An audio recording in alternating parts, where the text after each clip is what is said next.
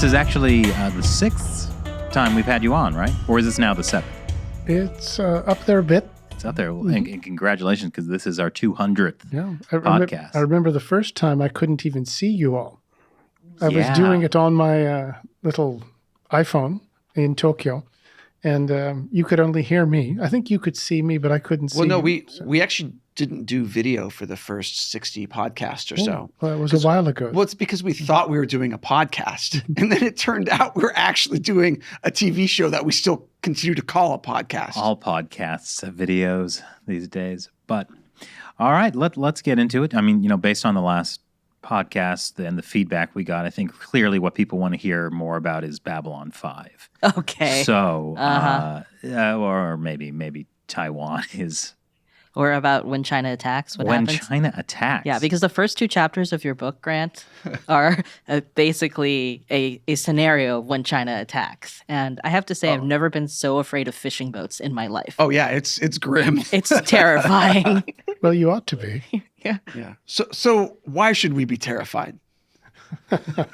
Well, the Chinese will use just about anything that you can deliver a weapon from. It can be used to hurt you. But specifically, the Chinese fishing fleet has to be looked at as an arm of the Chinese military. They have something called the maritime militia, which looks like fishing boats, but they've got double-hulled, they're up-engine, they go really fast, they've got some weapons, at least inside them, and they're designed for ramming and, the old Ben-Hur sort of thing. And, ramming say Vietnamese fishing boats, Philippine fishing boats, and sinking them and leave the crews to fend for themselves. Right. And the Communist Party can just say, oh, well, this was like an accident from some civilian fishing boat. That's a pretty good excuse, and it works. But they actually use this as an adjunct to the People's Liberation Army. And you see the Japanese they're very familiar with how this works. The Filipinos, of course, Vietnamese. And that works into my story. And it's not exactly far-fetched that the Chinese have figured out how to make use of things that look unthreatening. It's just a fishing boat, but they can lay mines, they can fire missiles pretty well. There's a lot of things you can do with it. It's like a panda. It looks harmless, but the teeth and the claws will tear you apart. Well, if you let it, yeah. So I guess the big question is, when will China attack with these fishing boats? I mean, in your book, you put it at possibly January 2024, which, what, that's 9 months away? Well, I'm a little vaguer than that, okay. but it could be. Trying to pick a date is a bit like picking who's going to win the next Super Bowl. Everybody can tell you who's going to win it for sure. And then at the end of the year, it's like one guy out of 100's gotten it. But what I do lay out is a potential future scenario that could happen in the next few years, I think. And it does center on Taiwan. And looking at Taiwan as the potential target, and why Taiwan, it's just such a juicy target for the Chinese communists. But the thing that's coming in Taiwan is a presidential election in January 2024. If the pro-China candidate wins, China just might back off and try to just coerce or even entice Taiwan into coming into the mainland's embrace. But if a candidate wins who wants nothing to do with mainland China domination, at that point, I think the gloves come off and China is willing to have a go at Taiwan. And by go, I mean attack them. And this is sort of how the scenario plays out. But I do start it, of course, with the book with an attack on Taiwan. And I think it could happen sooner rather than later. I think the Chinese do think they have the capability to do it.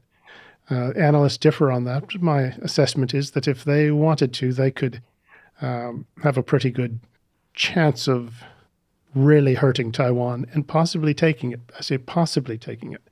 They're going to pay attention to the administration in Washington, size them up, see how much backbone they think they have, and then do some other calculations before making that decision. But what I'm trying to get out in this book is that it is a very dangerous time, and it's not something off in the future, but it's on us. And I try to get across also that it is something we might lose, and that's something Americans of, say, a certain age are not familiar with. We always think that we win. And I tried to sort of get that across in the book. The title, of course, also has two possible interpretations. One is a future attack, and the other is an attack that's already happened. And that is what I'm getting at in the book, is that China has, in fact, been attacking us on different fronts for about 30 years, longer, actually. But they're forms of warfare that we don't recognize as warfare. The Chinese do, but not us. We tend to look at war as a 100-yard dash where the contestants come up to the start line, they sort of stretch out a bit, and then they get down in the crouch, and then the starter says, go. And then the race starts, or in our case, the war starts, once the shooting starts. But to the PRC, the Chinese Communist Party, the shooting is just the last step. Right. You actually laid out in your book 24 different types of warfare, and I think only 8 of them are kinetic. That's right. Just very few of them are. And it's useful to look at what we have actually been experiencing for 30 years. We've had economic warfare. We've seen biological warfare recently, chemical warfare. The fentanyl scourge should be looked at as a form of chemical warfare, or drug warfare, as the Chinese communists call it. Cyber warfare is financial warfare, proxy warfare, psychological warfare, media warfare, education warfare. You listen to those and they don't sound like war because there's no shooting involved. There can be death involved in some of those. But the Chinese approach it's a long-term indirect approach, and it's designed to weaken, confuse your opponent to the point he may not be able to respond if you decide to, quote, go kinetic. And kinetic is what the word they use these days for what used to be called shooting. And so they may not even have to, particularly if you can get your enemy so just confused, weakened, uncertain of himself, and even ideally fighting within himself, that he may not even be in a position to move or to respond at a reasonable cost. Well, the good thing is that Americans are all very united on pretty much every political issue. So it's not really anything to worry about in our case. Well, very little to worry about, actually. I've never seen America united like this. I have some memories of the 60s because I'm old enough, and this is worse. Really? It is. You would have thought, because back then it seemed as though it was bad. But so were you a square or a hippie? Oh, I was definitely a square. But my brother was the hippie, the one who lives in Oakland today. So but I do have some, if you live long enough, you have some sort of opportunity to compare things. But this one does seem worse for some reason. It's because we have social media. And the music isn't as good. That's true. Yeah. That's the key problem here.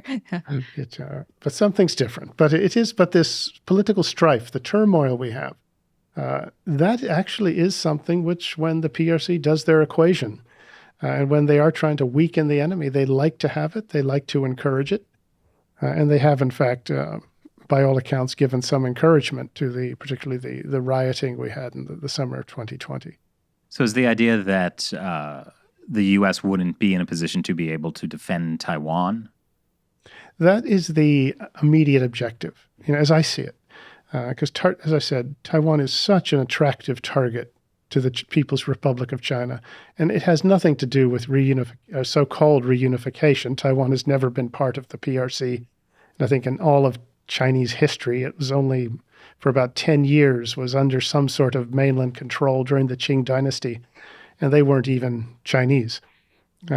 So the reunification thing, in fact, the whole word reunification it's a form of psychological warfare in effect, where they have gotten many people to think, well, Taiwan used to be part of China.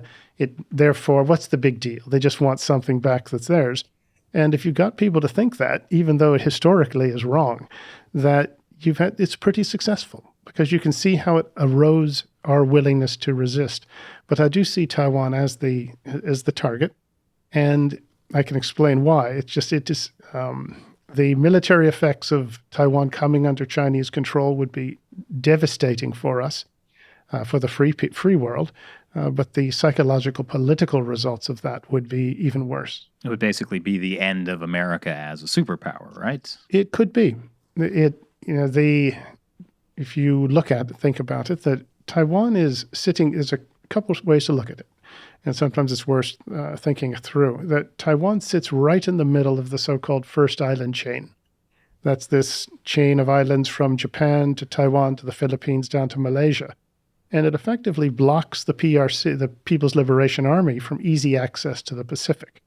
If you look out from the Chinese mainland, you understand their thinking perfectly because you've got these islands blocking you.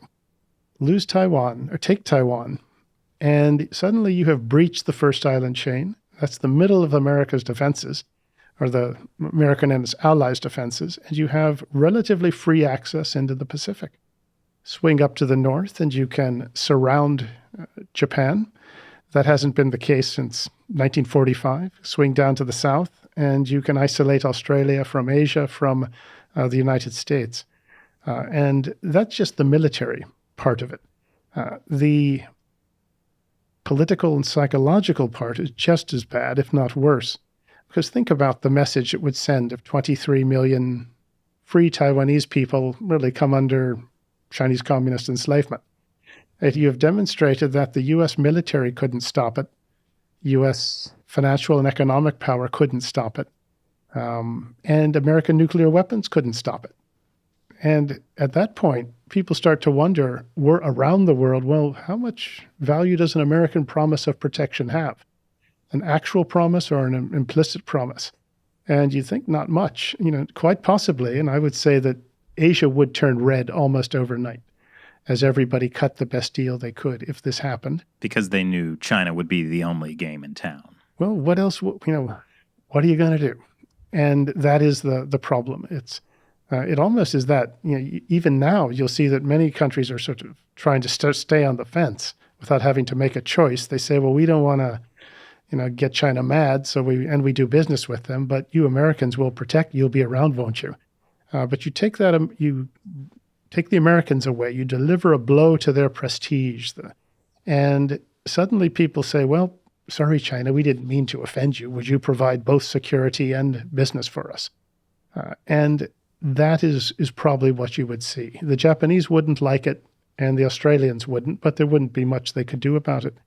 And this would ripple worldwide, I think, the effect of that. And I think America would certainly be finished as an Asian power.